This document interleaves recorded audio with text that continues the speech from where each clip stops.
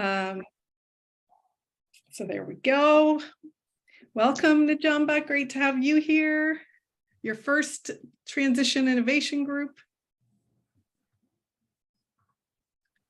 We'll just give one more minute for everybody to come, but we will do some quick hellos and check in with people. And as people join us, we'll say hello to everybody, but maybe I'll just start off. Welcome, Dana.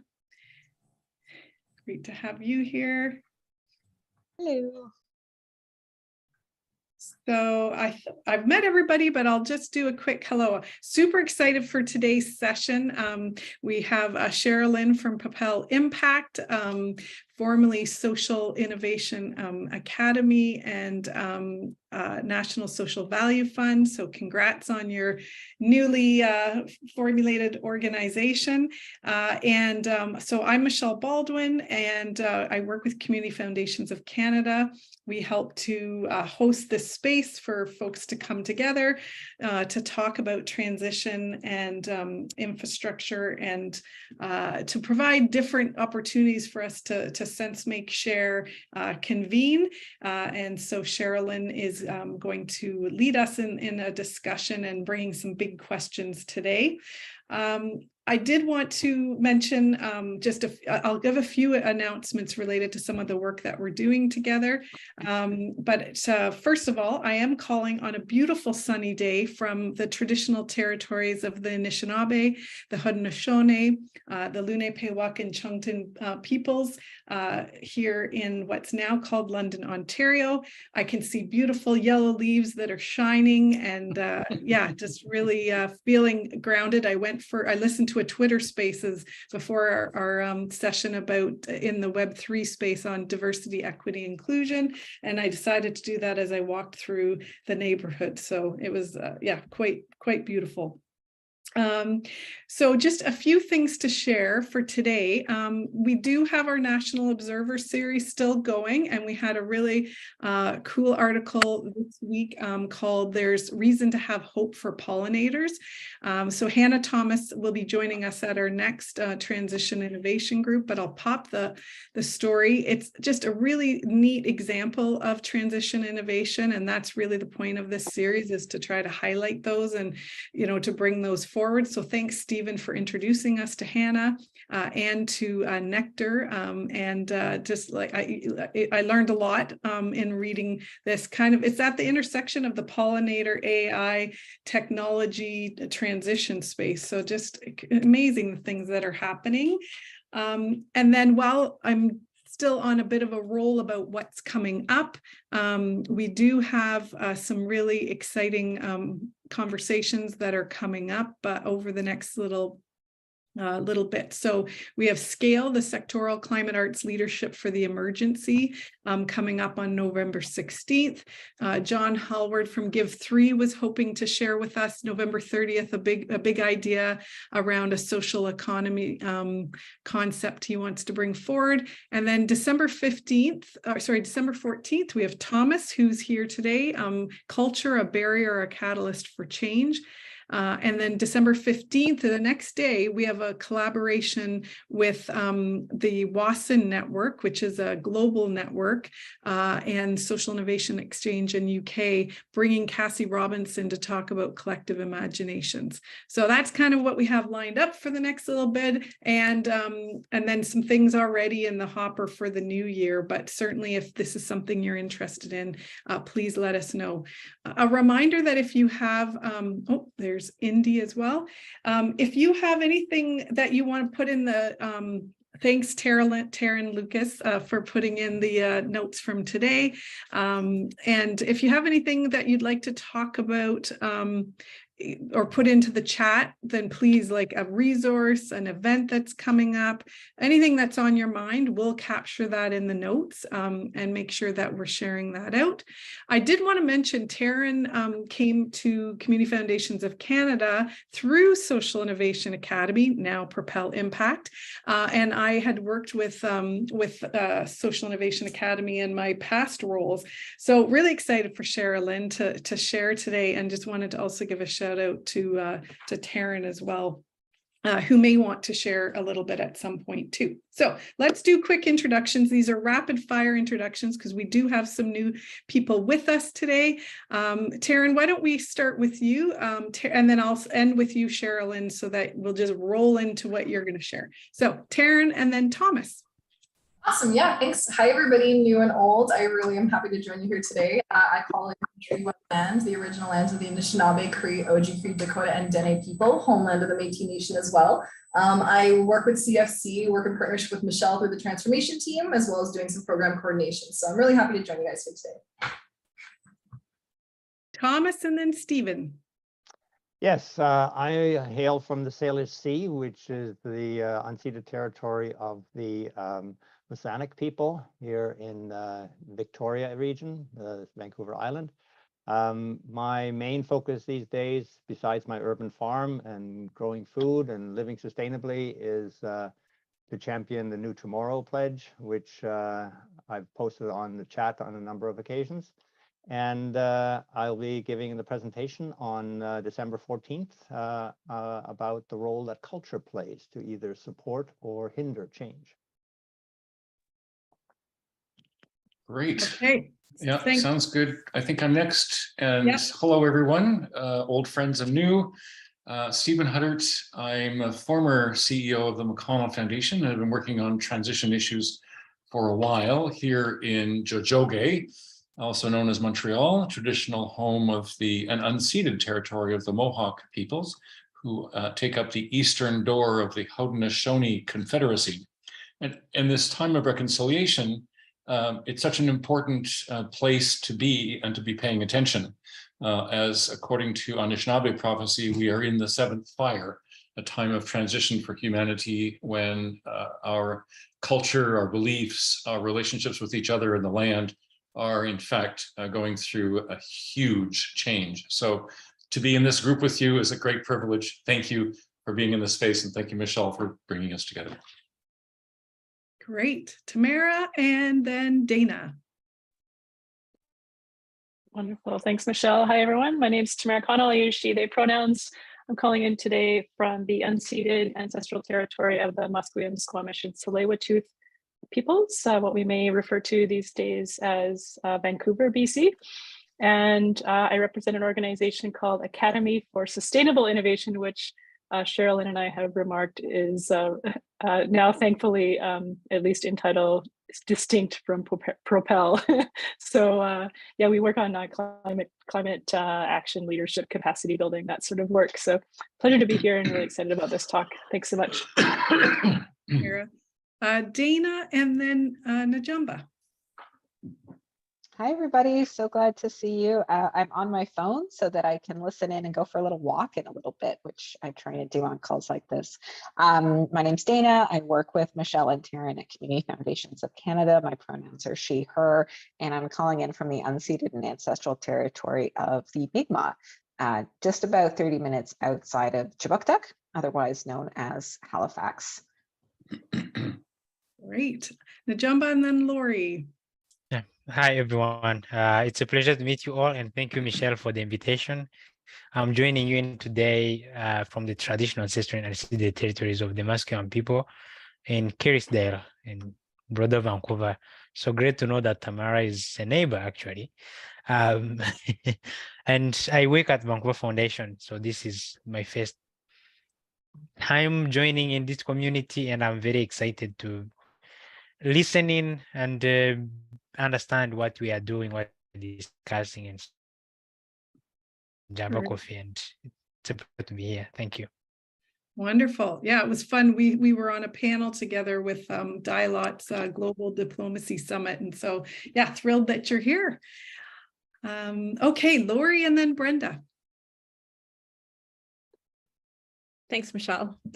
Hello, old and new friends. I am calling in from the Blackfoot Confederacy. So that's the Piikani, the Kainai, and the Siksika, as well as the Tsuut'ina and the Stoney Nakoda Nations and Métis Region 3. I live in Mohkintas, also known as Calgary, and I am in a sabbatical / transition year and deeply exploring what that means personally, and then also how I take my experiences from my previous career and to this second career of my life. So it's been great to be part of these circles, to kind of stay connected and reimagine what's possible outside of what I used to do. So thanks, everyone. Thanks, Lori. Brenda, and then Graham. Hi, I'm Brenda. I'm from Niagara, the territorial lands of the Anishinaabe and the Haudenosaunee. And my social enterprise is called Campus for Communities of the Future. And I'm also representing Catalyst 2030, the Canada chapter, as their co-chair. So. Great, thanks, Brenda. Graham, and then Indy. Bonjour tout le monde. Merci, Michel. Graham Singh de la Fondation des Centres Trinité. I can't give a better introduction to Montreal and its relationship to our Canada's First Peoples than Stephen has done.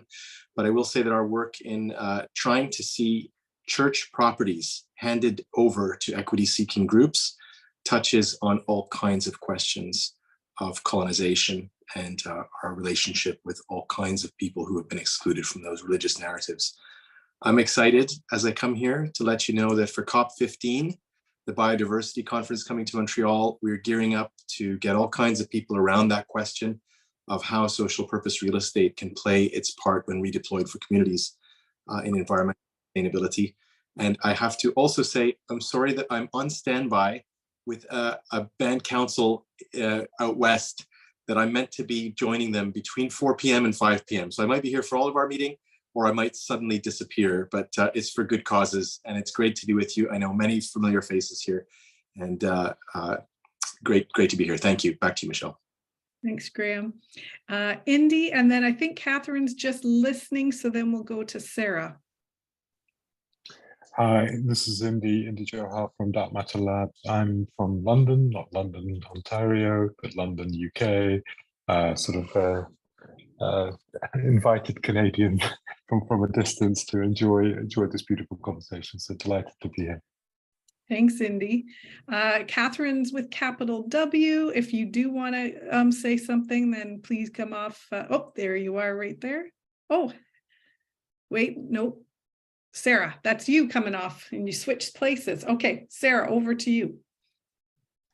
Hi, everybody. This is my first call. I'm kind of excited. My name is Sarah Sayso, and I'm a self-described purpose whisperer, but my day job is that I am with Meridian Credit Union, and I'm the new director of ESG. And I have a long history of working in this space, having worked for HSBC, CIBC, Manulife, and Green Shield Canada.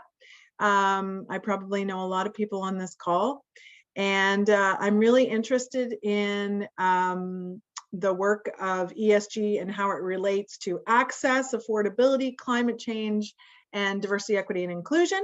And I'm working on putting out my very first ESG report for Meridian and doing some impactful work in this space, aligning with our purpose as a credit union and our community investment team as well, to make sure that we do address some of the issues that you're talking about specifically today. So thanks for making space for me.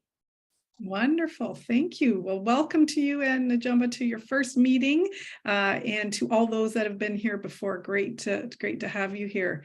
And let me think here. So did I miss anybody except for Cheralyn? I think we're good. I think we're all set for you, Cheralyn. If you go to the weekly notes, you'll see a background presentation and a little write-up with some of the key questions that she's bringing to TIG, as we call Transition Innovation Group for short.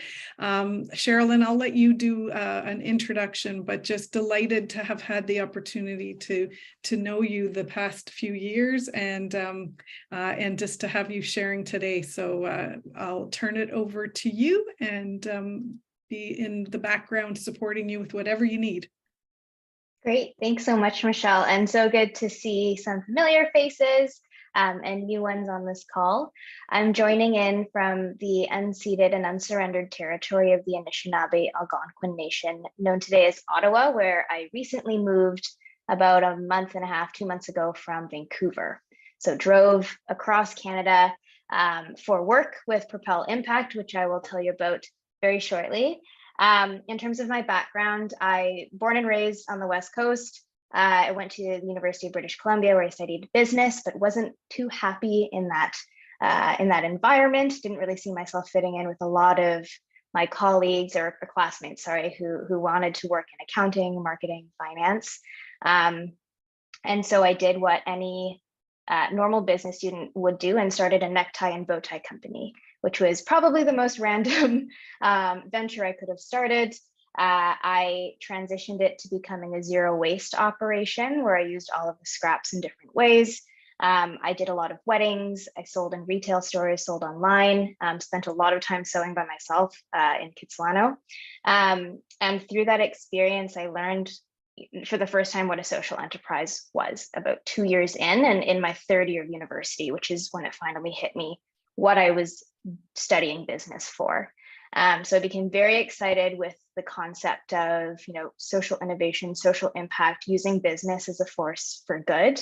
But it was kind of an uncommon path that I wanted to go down, but there were more and more students who were interested in the same things that I was interested in. I worked with a few early stage social ventures across Vancouver and Toronto at that point. And then about a year after graduating from UBC, started up the Social Innovation Academy with a couple other colleagues, another recent graduate, and then a professor at UBC, James Tanzu, who some of you may know. And that's been kind of my journey here. So I'm very happy to tell you more about our work and more of what we've seen over the past few years. Michelle, would it make sense for me to share my screen and kind of like walk through some of the background? Yeah, sure. Would that be helpful? Yeah, let's do a bit of that for sure. And you should be able to share screen. Perfect. I'm also going to say this is my first TIG meeting as well. So, if there's anything that would be helpful to like interrupt me, let me know if you have questions along the way, please do so. So a little bit of history of what is now Propel Impact. We went through a merger exactly a month ago and announced that kind of to the masses, but we've been quietly working on it for the past 6 months. We merged with another nonprofit called the National Social Value Fund, and I'll share very briefly what both of these organizations focused on. So Social Innovation Academy, we prioritize training and experiential learning for young people across Canada, anyone 18 to 30, to learn about social innovation through consulting engagement. So we work with social enterprises, nonprofits, charities, broadly known as social purpose organizations, to provide them very critical capacity building support in a very kind of targeted way. So not so much focused on recommendations or a list of items that they could implement in their organizations, but creating for them marketing collateral or a database of potential funders that are aligned with their strategy. So it's something that they could use immediately. We also ran or continue to run an internship program where we work with impact investing funds, accelerators, and advisory firms to place trained analysts with their organizations during the summer. And that's how I got to know Taryn through our fellowship program. And she was our analyst that was placed with Community Foundations of Canada this past summer. And they were very, very lucky to keep her on full time in this capacity, and so that all of you can meet her and work with her. And National Social Value Fund was our sister nonprofit for a few years, and their goal was to set up student-led impact investing funds in communities all across Canada. So to date, there are 7 funds in Vancouver, Victoria, Calgary, Kingston, London, Ottawa, and Montreal. And I'll share a little bit more about their work, but really putting the power in the hands of students to go out, raise funds, conduct due diligence, find the ventures to invest in, and essentially make the final decisions of who will get that capital. And because of the work that we had done for so many years together, we saw it absolutely necessary to merge into one organization to be able to tell this story in a much more cohesive way. So now, as we are known as Propel Impact, we have a 2-sided mandate where we serve 2 distinct groups of communities. So first is for youth. For people like myself, a lot of the classmates that I saw in my undergrad, we're creating experiential learning programs that provide on-ramps for young people to forge careers in impact, which I'm sure all of you know is not an easy thing to navigate when there aren't these clear-cut paths towards careers, say the same way there is in accounting or finance, not even knowing, you know, who to talk to, what kind of skills are needed, what does that training plan look like? And then on the flip side, we serve what we call impact-driven organizations through kind of a 1-2 punch of investment, and then followed by capacity building support. So these organizations receive capital through the funds, and then a follow-on team of analysts can go in and support them with marketing, creating an impact measurement framework, for example. Or on the flip side, we have been able to identify deal flow for the funds through the projects that we've done historically. So kind of looking at it as a two-pronged approach to supporting organizations. In terms of how our programs do this exactly, we run 2 programs during the academic year. We have an impact investing fellowship, which is exactly what I've just shared, the 7 student-led funds that conduct place-based impact investments into their communities. And then we have our impact consulting fellowship, where they work directly with organizations on 8-week-long projects.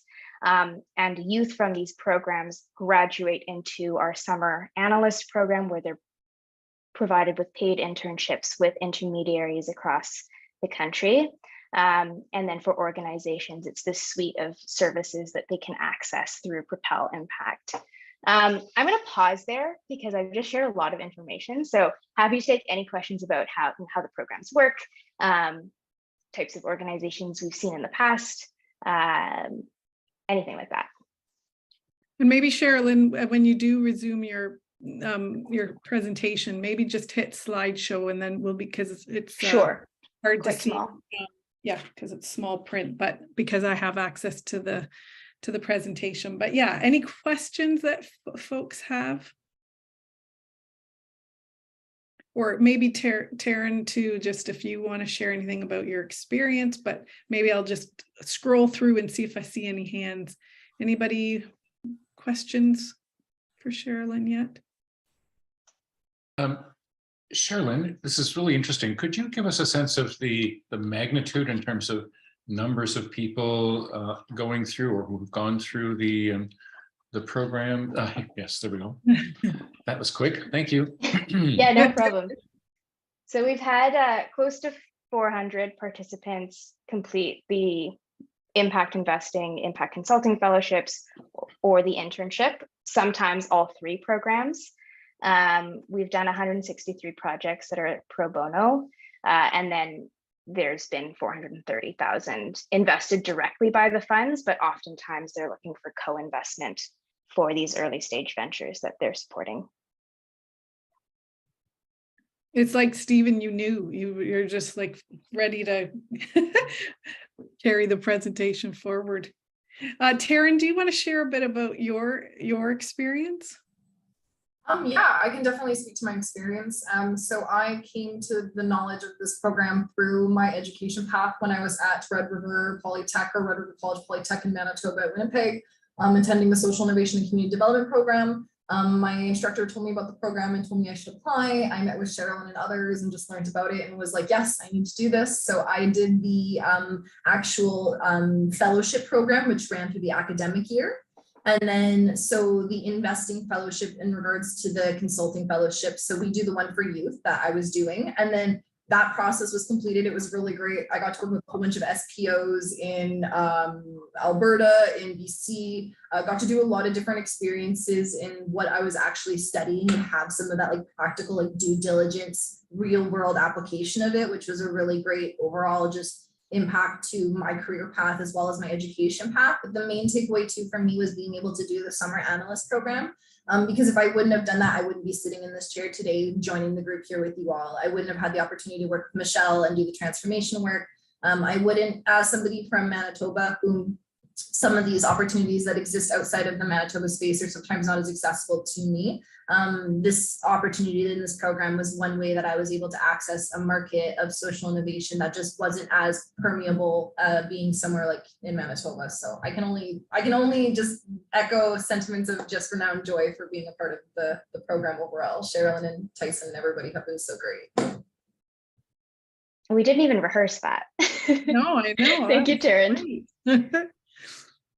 And maybe just from the experience of working as like maybe the employer side, I guess, just the process that that you go through, like there's great learning around equity and in hiring and the engagement process, great tools that we're, you know, able to implement. And while I had done a lot of that in the past, there was some things I was definitely could improve on. And so just, yeah, really valued that. And then just I think just the way that you bring the communities together, it's almost maybe a bit similar to Transition Innovation Group, where you're really trying to provide that peer support and like a networked approach where you're, you know, in conversation with each other, in dialogue, but also able to respectfully, you know, have some critical analysis and conversations. And so just the way that I've seen you create that kind of space is pretty epic. So that's just my perspective. Yeah, I mean, the equity inclusion piece has been really critical for us from the beginning, because we realized early on that we're playing this kind of, without meaning to, like this gatekeeper role for talent into the sector, because we're identifying them early on in their academic careers, which then becomes an internship, which then leads into full-time employment. So taking that responsibility very seriously, and building out very structured approaches to recruitment. So we've actually developed like tons of interview question rubrics where we have, you know, scoring systems when we're interviewing. So it's not based on, you know, what I identify with as being a good answer, but it's like pretty mathematical, to try to reduce bias in that process, and then being able to share those processes with the organizations that we work with to host our summer analysts. And, you know, here are our resources. We want you to be able to take these into your organizations and apply these same structures within, you know, say CFC. I see Najamba's hand. Yeah, Cheralyn, thanks a lot. This is beautiful. I was curious to understand what kind of support have you needed along the way, and where are you actually getting that support? Mm-hmm. So for us as a nonprofit, so we were really lucky in that at the very beginning of Social Innovation Academy's kind of lifetime in 2019, we were spun out of a research center at UBC, so the Sauder Center for Social Innovation and Impact Investing, and we received our initial funding from HSBC. So Sarah, when you were speaking, I was like, oh, cool, you were there, and they provided the much needed, you know, kind of initial capital that we needed to run the program, pay our interns, which was essentially our main budget items. And following HSBC's contribution, we were supported through the first investment readiness program to run our second internship program. So we had this kind of like almost like institutional privilege of being associated with the university. Like we are a scrappy nonprofit, but we had a lot of support behind us. And because of our connections with UBC, we were able to access a lot of pieces there. But I'll speak very quickly to why I'm in Ottawa. So last year, we identified a need to look for more funding when HSBC's priorities changed. And Carleton University, based here in Ottawa, stepped in a really big way to support some of our core operations, but also offer us support through different departments, you know, helping us develop curriculum. I'm not sure if you're familiar with some of the other initiatives that have come out of Carleton, but Common Approach to Impact Measurement is another one of the projects that was spun out of the business school here. And so I moved to Ottawa to work more closely with their team. And then along the way, you know, bits and pieces of grants here and there. But we've been identifying ways to just bring in revenue as like whether that's through consulting engagements, we've started to do a lot more research, which I'll speak to later on as a way to kind of supplement the grants that we receive. And I mean, that's like purely financial support.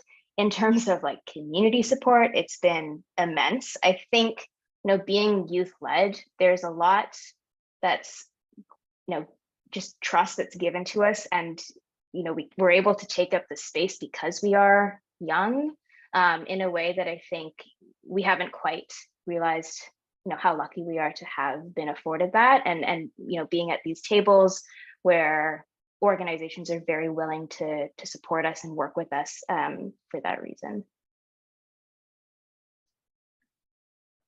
I'll just jump very quickly to run through a quick example of what this looks like in practice. So last year, one of my favorite social enterprises in Vancouver, East Van Roasters, was close to shutting down. And they approached our Vancouver chapter, so our Vancouver Impact Investing Fund, and they supported with a loan, but not stopping at this loan. The associates went out and raised a co-investment of $150,000 from other players, including Van City, and essentially prevented this social enterprise from shutting down, and ensured that their 12 employees could continue to work there. And recognizing that, financial support isn't all that's needed for an organization that's in this very tenuous position, we were able to offer post-investment support through marketing and sales strategy over the following 3 months after this investment was made. So this is just a very tangible case study of what this looks like in the real world. A few more of the organizations that we've kind of worked with over the years, either through projects or investments. As of last year, when we did our impact measurement work, we saw that 49% of our alumni are working within social and environmental impact. These are some of the organizations that they are now working full-time across Canada. And so I think that's my favorite part, is just hearing back from alumni when they land a job that they're really, really excited about in the sector, and knowing that we played a small role in that, say for Taryn's example. And very quickly on the equity and inclusion piece, what I keep seeing again and again in the sector is this lack of, or not lack of, but desire to have a more diverse talent pipeline, and continually seeing the same names and people pop up for positions. And I think what's really exciting is that, while we don't necessarily play a role in the challenge in diverse leadership within organizations, we are building this pipeline of talent that will fill these leadership roles in the future. And as we've been tracking over the past few years, we're seeing our cohorts become more and more diverse. These are some stats of our current cohort of fellows. So 61% identifying as women and gender non-binary, 88% identifying as Black, Indigenous, and people of color. And there's so many other ways that we could assess diversity in our cohorts. These are the 4 that we focused on. And we also, for our impact consulting fellowship, which has always been open to youth 18 to 30, that was a very conscious decision, so that we weren't just recruiting from post-secondaries or just looking for youth that have gone down this more traditional education path, but offering opportunities for people who have, maybe worked in the trades or other types of work that we should identify as being valuable as well.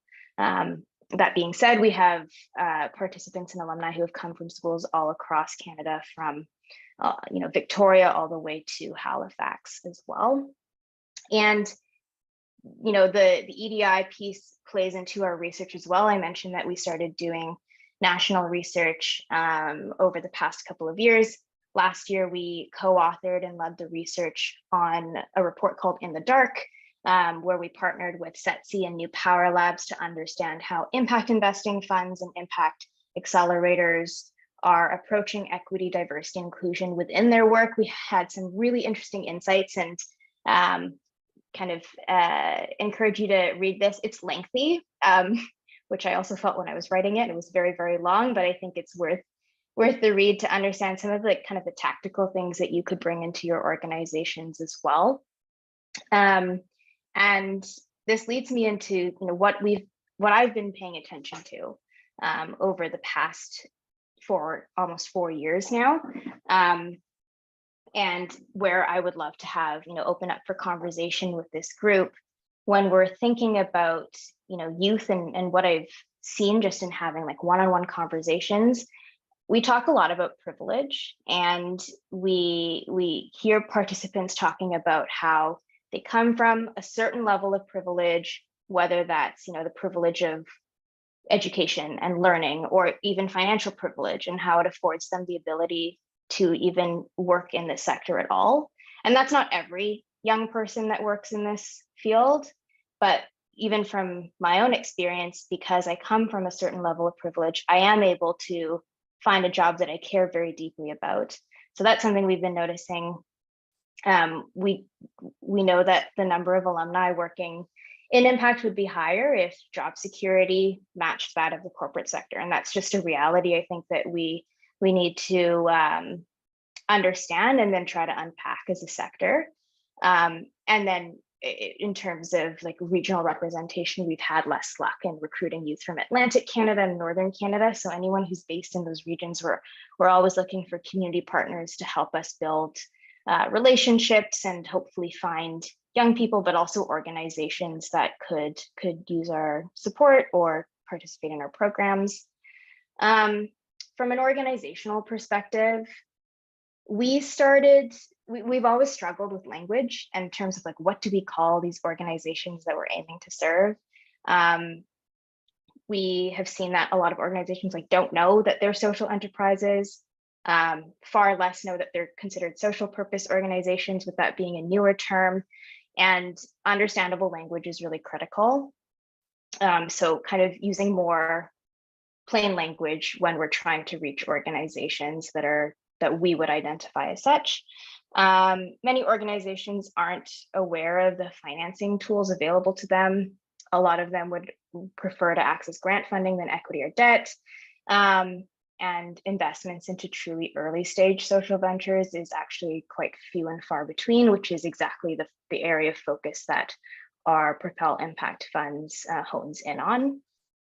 And in terms of the discussion questions, and I think this is where we're going to get into the really interesting part, is starting with this question of how can we as a sector create more secure career paths within social innovation and social finance, ensuring that we don't lose our great talent to other fields, because I think this is a reality that we need to address. And how do we retain talent for the sector, given that there is a disparity in compensation and job security with traditional corporate jobs?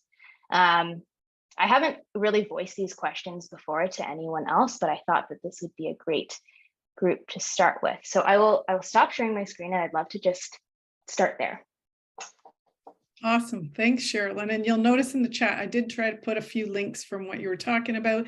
Louise has already said she could help with Atlantic Canada partners and people from Inspiring Communities. And so, yeah, and I put the questions in the chat if you're, but I think we're starting with the first one. So who would like to kick us off?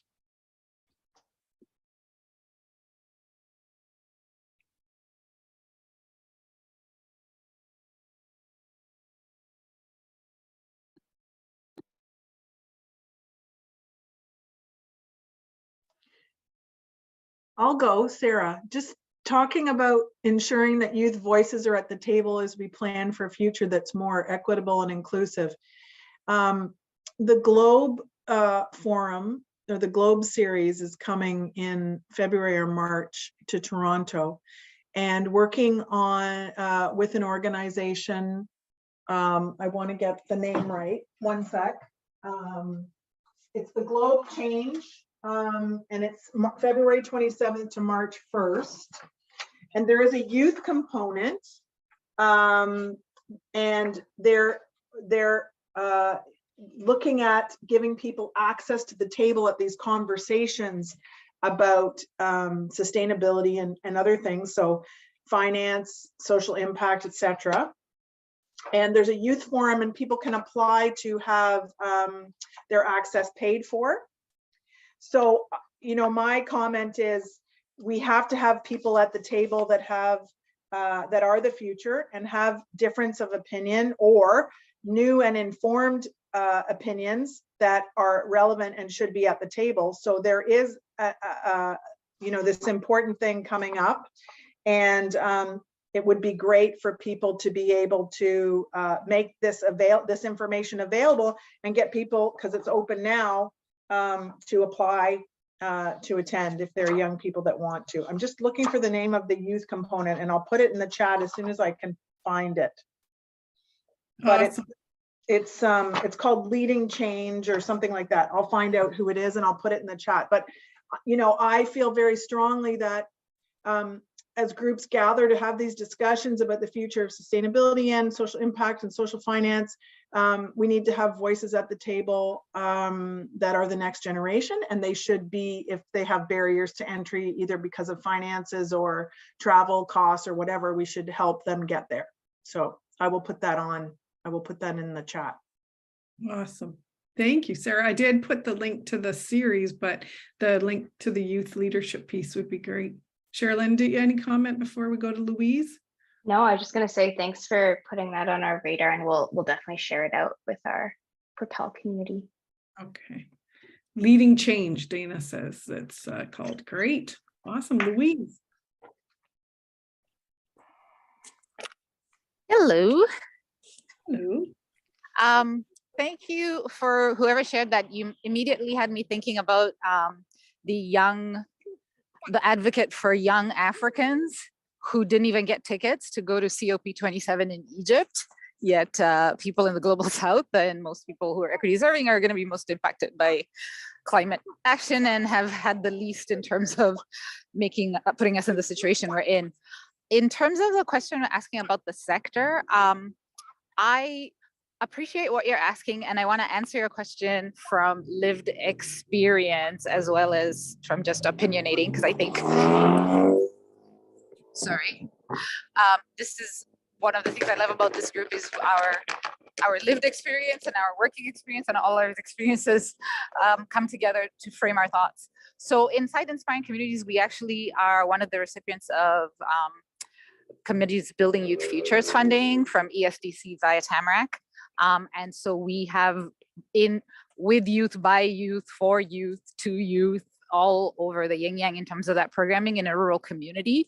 And the question that you're asking, I find has bigger systemic implications than making careers more sustainable for youth in the sector, because even that program, the infrastructure to make it successful, to work in the way that it is supposed to for who is leading it, is not to be underestimated and is much more than the funding that was provided for the program.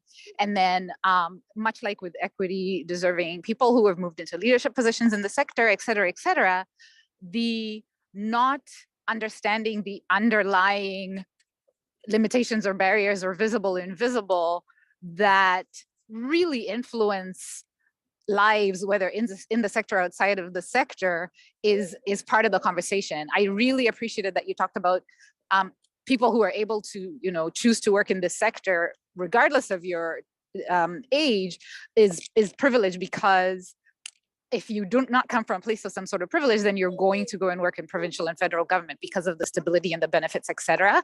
And so I agree with you. And where our funding comes from, these more stable, more benefit and pension places, I'm curious about how it's inside the sector that is funded by the people with more stable people to solve a problem that is created by the people with more stable funding. So I could say a lot more. I'll wait for other people to weigh in. I think it's a really great question, and I'm curious about if it's us that we need to send it to. So that's what I wanted to say. Awesome. Thanks, Louise. Lori.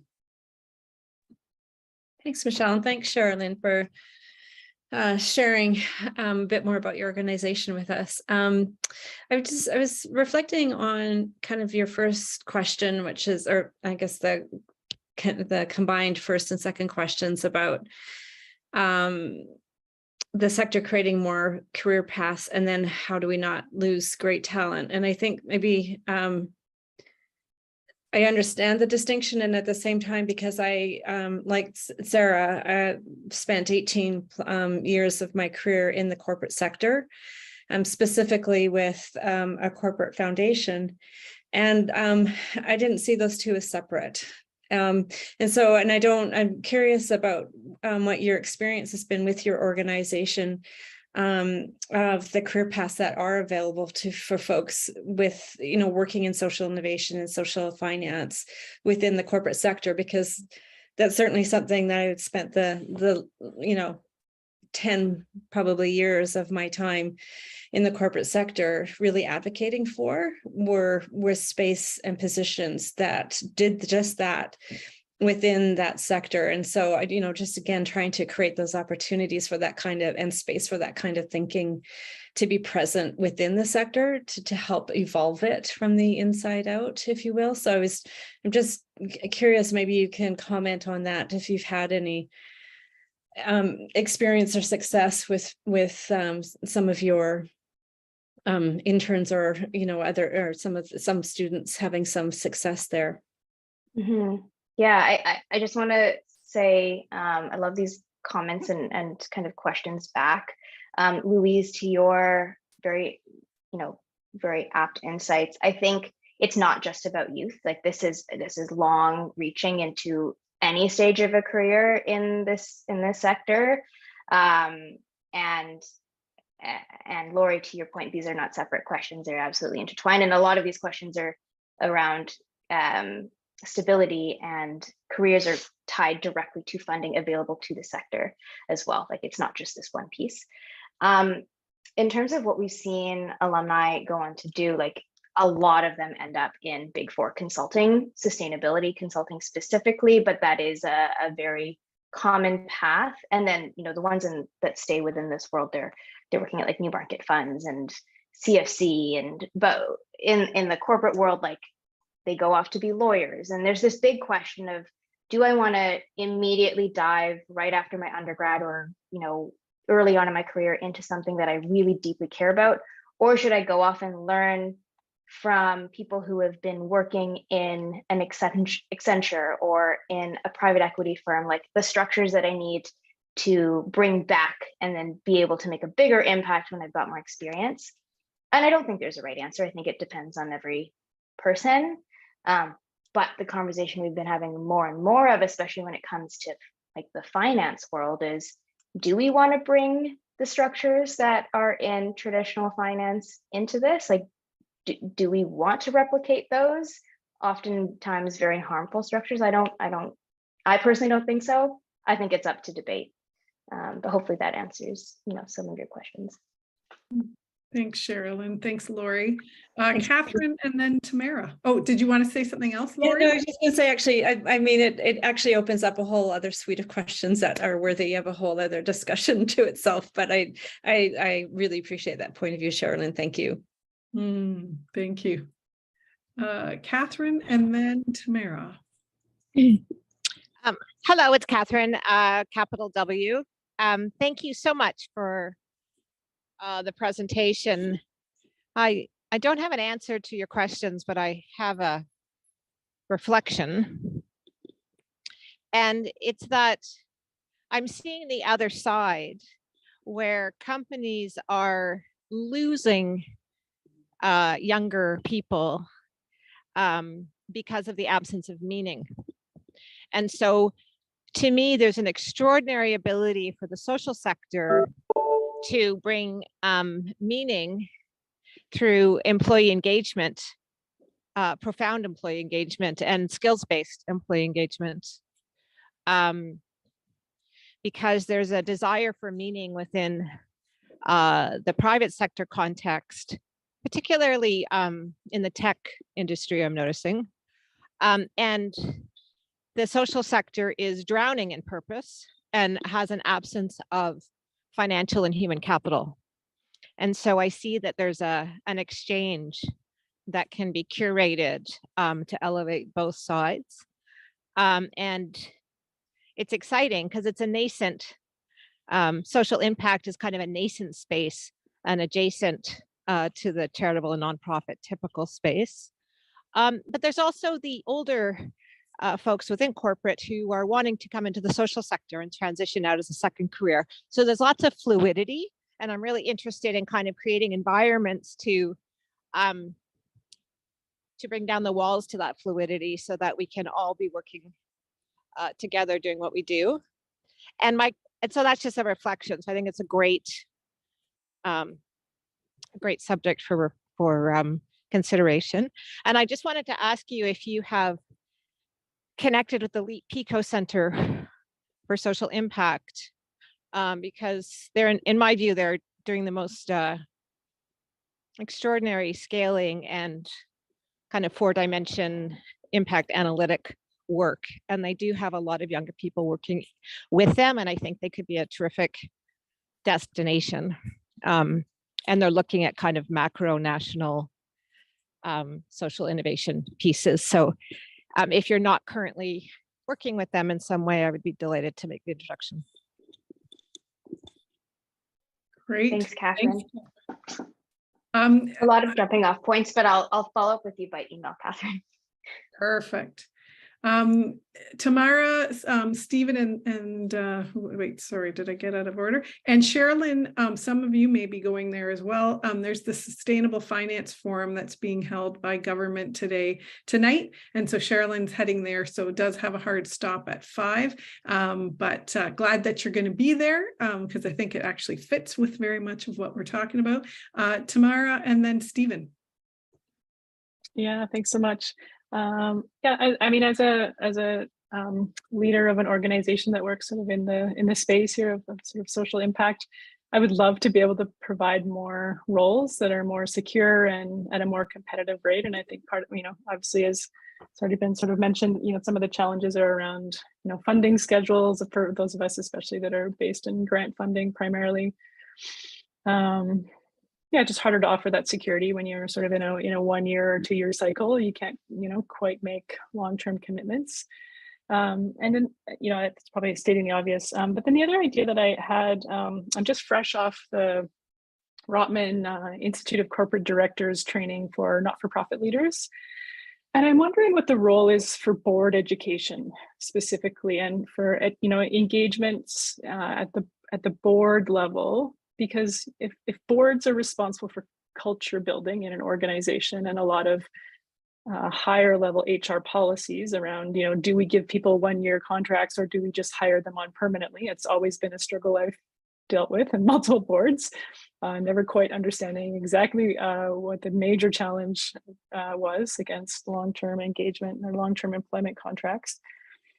Yeah, I just wonder if there's a space there for maybe even for the Rotman training. Could there be opportunities to work with them to try to surface some of the shifts that are present in today's organizations and today's social impact organizations, to become more aware of trends or related to some of the younger demographics, and how do we attract and skill up and train and retain the great talent that's there. And I'm just wondering if there might be an opportunity in that space in some small way.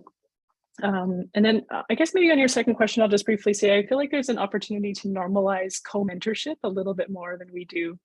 I think mentorship programs tend to be sort of an older person mentoring a younger person, and there's value to that, of course. But I think that if we were to all sort of speak and normalize activities related to people learning from one another and learning from younger folks, just as much as we would anticipate learning from sort of older, more seasoned folks, that might be an interesting shift in terms of how we value one another and can learn together and develop together. Great. Thank you. Cheralyn, do you want to, I think that was a more context giving, but so maybe I'll have Stephen share, and then Cheralyn, maybe you can wrap us up. from there. So Stephen, over to you. Okay, sure. Well, thanks for the question. I think this is really goes to the kind of core of some of the values that are being tested and that surface around transition.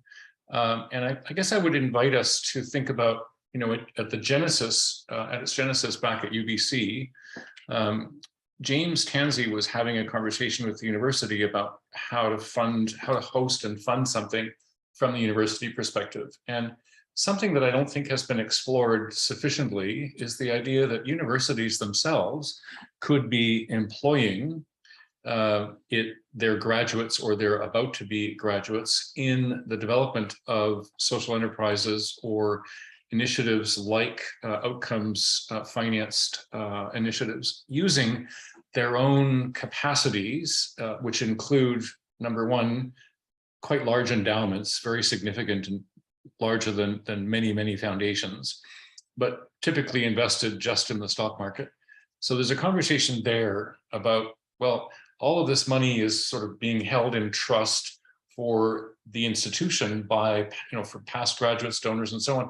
Why aren't we investing more and creating more opportunity for current students and about to be graduates who are facing enormous challenges? So I think there's a conversation to be had there, and it goes a little bit further. And I know James was testing this, is let's ask the donors, would you prefer to give a grant to, you know, have your name on sort of little tiny print on the side of the building?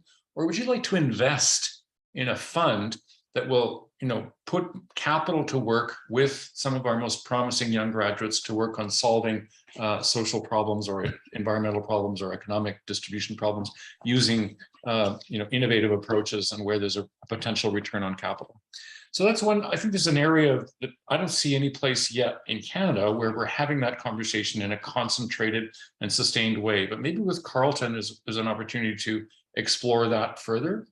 And then the second thing is on the corporate side, smart corporations these days are taking some of the excess money they've got sitting on their balance sheets, and they do have a lot, many of them, and putting it to work like the TELUS Pollinator Fund in supporting social enterprises. And I think that's another area to look at those things both as a talent incubator, as a talent retention strategy, and as a social a renewal of the social license to operate for the corporate sector.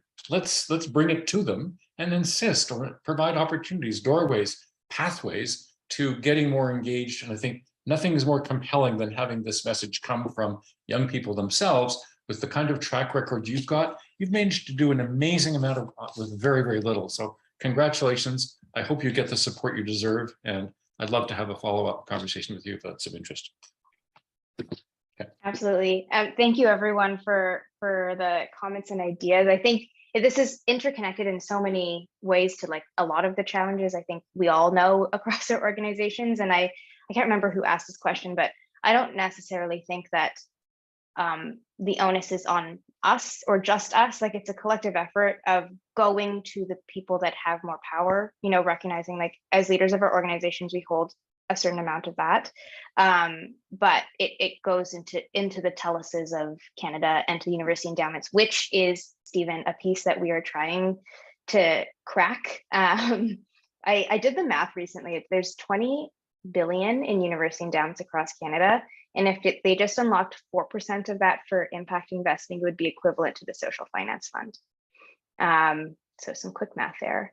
But I think that, you know, as we start this, I would love to continue conversations with many of you. We are building out, or in the very early stages of designing a program for mid-career professionals to transition into this work. We are still understanding like how we're actually rolling that out and who we're targeting for a pilot model, but we have to talk to a lot of organizations to understand what you need and what your experiences have been, because frankly, that's not a market that we've interacted with too much. But I just want to say thank you to all of the ideas. I will be here for next Wednesday's call. I would love to just hear, you know, what other people are talking about and continue to be part of this conversation. So great. Thanks, thank you, Cheralyn. Michelle. I did notice Louise did make an offer about a board she sits on, Empower, if you want to follow up on that. Thanks, Indy, for being part of this.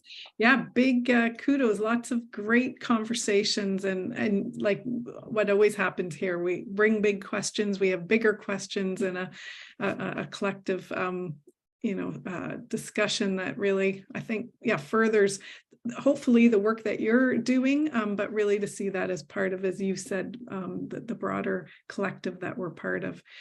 So have fun tonight at the Sustainable Finance Forum. I'm excited to see that opportunity moving forward, and many folks on this call help to move that agenda forward in lots of good ways. And we'll see you. So it's 2 weeks from now. And Thomas, I noticed you offered to go in January so that we didn't have 2 sessions in the same week. So we can do that, but it's totally up to you. If you have a more urgent need to connect in December, that's great. And I think that is everything. So I will stay on in case there's any questions or conversations. But thank you, Cheralyn, and Taryn again for collecting our notes and all your great comments, everybody. Have a good Thanks so rest much. of the day. Thank you so much. Are you still recording? Oh, wait, let me turn that off. Yes. Oh, it's okay. It doesn't matter to me either.